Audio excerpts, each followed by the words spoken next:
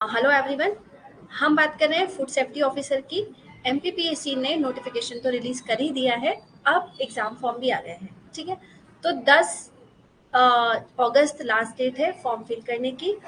Form fill करते time किन किन चीज़ों का ध्यान रखना है और फॉर्म फिल करने में क्या क्या चीज़ें लगेंगी, इस पे आज हम लोग डिस्कस कर रहे हैं। तो होपफुली सभी ने नोटिफिकेशन देख लिया है। डिटेल वीडियो भी आप उपलब्धि पे चेक कर सकते हैं कि कौन कौन एलिजिबल है, क्या एलिजिबिलिटी क्राइटेरिया है, क्या एग्जाम का पैटर्न होगा and all the age limitations also. अभी हम देख रहे हैं कि फॉर्म फिल करने में किन किन चीज़ों का ध्यान रखना है। ओके, तो मैं यहाँ पर सबसे पहले शेयर कर रही हूँ कि आपको वेबसाइट दिखेगा एमपीपीएससी का, जहाँ पर आपको एंटर होना है फॉर्म के लिए। ठीक है, तो सबसे पहले हम डालेंगे एमपीपीएससी। एमपीपीएससी सर्च करने पर आपको जाना है नोटिफिकेशंस में। ठीक है, तो कहाँ आएगा ये, तो अभी फॉर्म फिल होना स्टार्ट हो गया है ना, इसलिए फॉर्म मिलेंगे आपको अप्लाई ऑनलाइन वाले सेगमेंट में।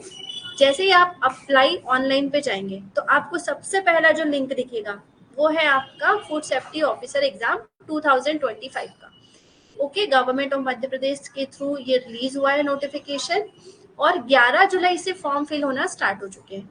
यहाँ जाएंगे, आप लिंक पर क्लिक करेंगे तो आपको एक होम पेज ओपन दिखेगा जिसमें कि फूड सेफ्टी ऑफिसर का लिंक दिया हुआ है।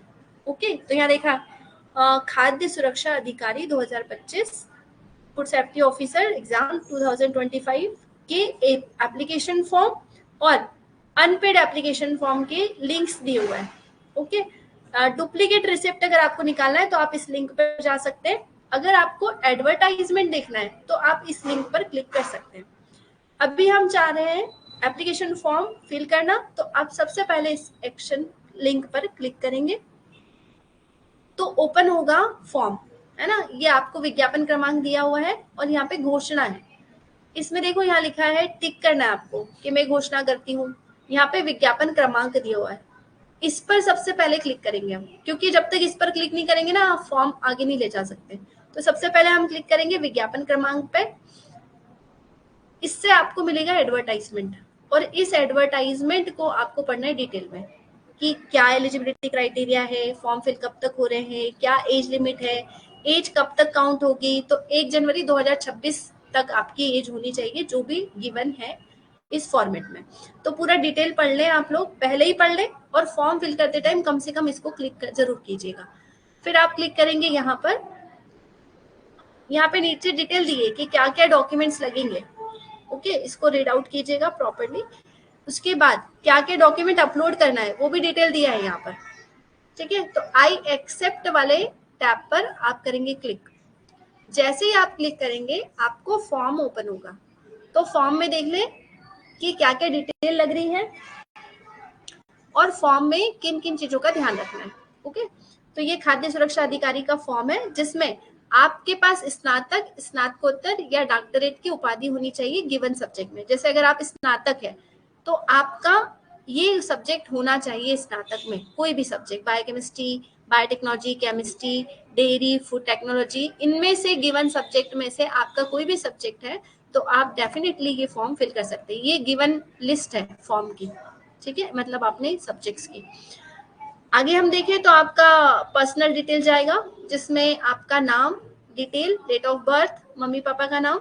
ओके, इसके बाद है आपका मध्य प्रदेश के अगर आप मूल निवासी है तो आपके पास एक तो अभी का अपडेटेड फॉर्म होना जरूरी है। अब जिस भी कैटेगरी से आते, अगर आप यूआर से आते हो तो आपको जरूरी नहीं है फॉर्म, लेकिन अगर आप एससी, एसटी, ओबीसी या ईडब्ल्यूएस से आते हो तो आपके पास मूल निवासी स्ट्रक्चर होना ही चाहिए।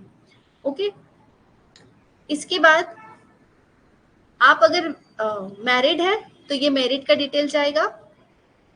दिव्यांग श्रेणी में आते हैं तो दिव्यांग का परसेंटेज दिया हुआ है, इसका डिटेल आप लोग देख लीजिएगा एक बार, जो भी इस कैटेगरी के लिए अप्लाई कर सकते हैं। ये गिवन डिटेल्स है, भूतपूर्व सैनिक का कंडीशंस, आयु सीमा में छूट, और आपका शैक्षणिक विवरण, मतलब आपका एजुकेशनल डिटेल लगेगा। कहाँ से लगेगा, तो 10th, 12th और ग्रेजुएशन में आपका जो भी सब्जेक्ट रहा है उसका डिटेल लगेगा। डिटेल में क्या क्या लगेगा तो ये सब दिया है गिवन। ठीक है, रोल नंबर भी लगेगा इसमें। इसके बाद आप एग्जाम का सेंटर सिलेक्ट कर सकते हैं। इन चारों में से आप कौन सा एग्जाम देना चाहते, मतलब कहाँ एग्जाम देना चाहते हैं। प्रेफरेंस में आप फर्स्ट सेकंड थर्ड फिल कर सकते हैं। अगर भूतपूर्व सैनिक है तो विवरण दे सकते हैं। बैंक पासबुक इज कंपलसरी, सभी को लगेगा, आपको सभी को बैंक पासबुक कंपलसरी है। तो आप चाहे भत्ता लेना चाहे या ना लेना चाहे, लेकिन आपको यहाँ उसका जेपीजी इमेज जरूर अपलोड करना है, जिसका साइज 200 केबी से ज्यादा नहीं होना चाहिए। ओके, तो ये सारा डिटेल जाएगा आपका, आईएफएससी कोड, शाखा कोड, खाता संख्या, ये सब डिटेल लगेगा। इसके बाद अभी वर्तमान में आप जहां भी अपना एड्रेस डालना चाह रहे हैं उसका एड्रेस का डिटेल लगेगा। आपका स्थायी पता अगर अलग है तो आप अलग डाल सकते हो, अगर सेम है तो सेम डाल सकते हो। ओके, आपका फोटो लगेगा, उसका जेपीजी स्कैन इमेज दिया है 20 केबी से 100 केबी तक का। सिग्नेचर का भी साइन दिया है, जेपीजी में ही लगेगा 20 केबी से 100 केबी। पहले फॉर्म फिल करने से पहले इंश्योर कर ले कि आपकी गिवन डिटेल उतनी है जितना आपके फॉर्म के लिए जरूरी है, लाइक फोटो, सिग्नेचर। और अगर आपने फॉर्म फिल कर दिया, आपने अगर सिग्नेचर या साइन फोटो अपलोड कर दिया है, तो आप यहाँ पर टिक जरूर करें, ये ना भूलें। यहाँ लगेगा आपका मोबाइल नंबर, ईमेल एड्रेस, और जब आप पूरा फॉर्म फिल कर लेंगे तो आपको एक घोषणा पत्र पे क्लिक करना है। जैसे ही आप क्लिक करेंगे यहाँ सारा डिटेल आ जाएगा जो जो आपने फिल किया है। ठीक है, फॉर्म को सबमिट करने से पहले कैप्चर लगेगा, इस कैप्चर को प्रॉपरली इंटर करें। और फॉर्म को कंप्लीट करने से पहले आपसे पूछा जाएगा कि आपने जो गिवन डिटेल है वो प्रॉपरली फिल की है। जब आपने प्रॉपरली फिल कर दिया हो फॉर्म तो आप जाए नेक्स्ट पे।